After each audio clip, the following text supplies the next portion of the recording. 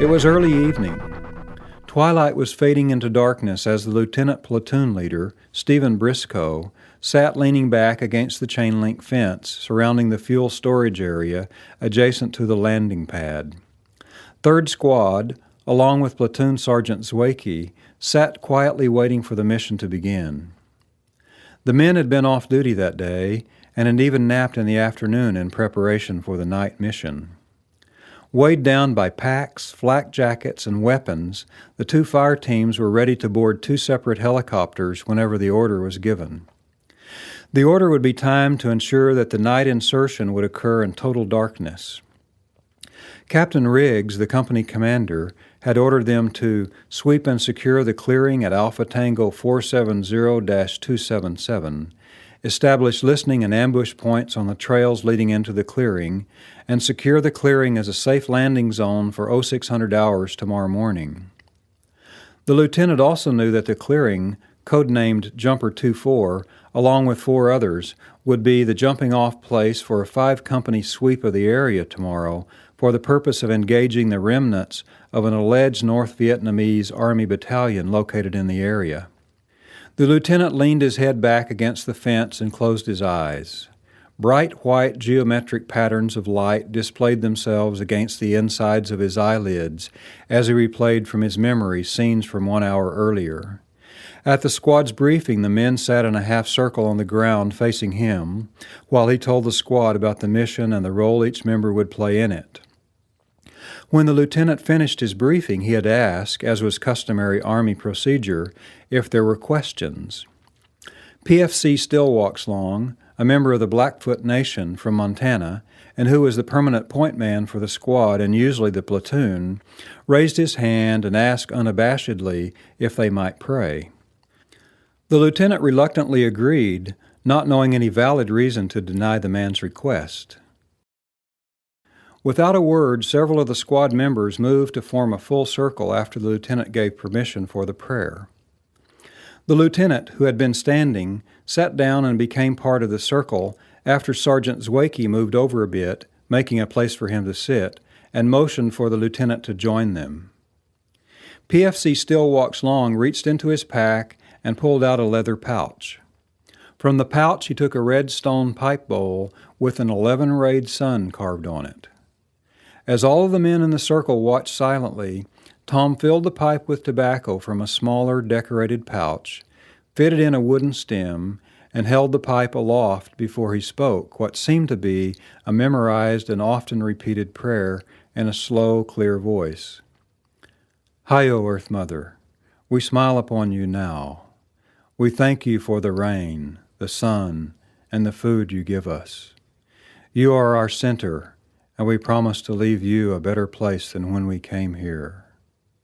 Hi-yo, Great Spirit, thank you for our lives. Show us how to grow old. Hi-yo, you spirit teachers, living, dead, and not born. Show us what we are ready to see. Hi-yo, hi-yo.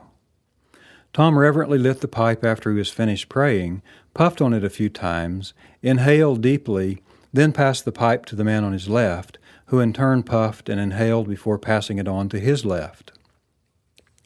The lieutenant could smell the aroma of marijuana long before the pipe reached him in the circle of men. Though he had never smoked it, he had been offered it and smelled it at the graduate student parties in the MIT physics department. He knew well the Army's disapproval of the substance, and he felt betrayed by the PFC's audacity. At the same time, the prayer had seemed to be sincere.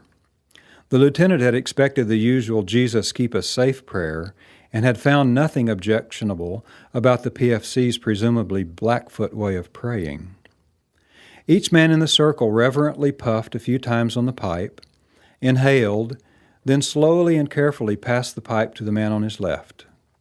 No one spoke during the ceremony, and after passing the pipe, each man sat quietly and contemplatively.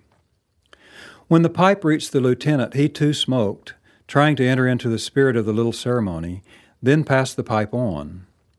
When the pipe returned to Tom, he cleaned it and put it away quickly. As he rested his head against the fence, with the geometric lines being displayed on the insides of his eyelids, he felt pretty good about, or because of, what he had done. The whine of the first jet engine starting up interrupted the lieutenant's ponderings. The lieutenant stood up, adjusted the straps on a pack he already had on his back, picked up his rifle, and turned to address the other team members. He sent Fire Team 1 to the nearest Huey, then led Fire Team 2 to the other helicopter. The men got in and buckled their seatbelts. As soon as the last man was in, the lieutenant gave a hand signal to the pilot of the Huey bearing Fire Team 2, and liftoff was underway. Only a few lights were visible in the nearby Vietnamese village as they gained altitude and speed. Within 1 minute of departure, the jungle below was darker than the black velvet sky above, a sky which showed only a few dim stars. They were to be without the waning moon for 5 more hours. Fire Team 2 and the lieutenant were set down, the searchlight of the Huey illuminating every detail of the ground below. Just before touchdown, the lieutenant saw high grass, low bushes, a few open patches of red earth, and the shadowy profiles of tall trees off to the south edge of the clearing. Private Washington, bearing the radio, led their way to the command post with the lieutenant following, mostly feeling his way along in the total darkness. While Private Washington carried out a communications check with each listening post, the lieutenant sat down on a low, hard mound of earth which rose up in the middle of several clumps of brush which surrounded them. Resting his rifle on his knee, he peered through its starlight scope at the perimeter of the circular area. He studied the terrain through the rifle scope, moving the rifle slowly and deliberately, searching the trees at the edge of the clearing for signs of snipers, but nothing out of the ordinary could be detected. When the lieutenant put down his rifle, Private Washington spoke quietly. "Relax, sir. There's nobody out there tonight. If there was, I could hear 'em or smell 'em, and I don't hear or smell nothing."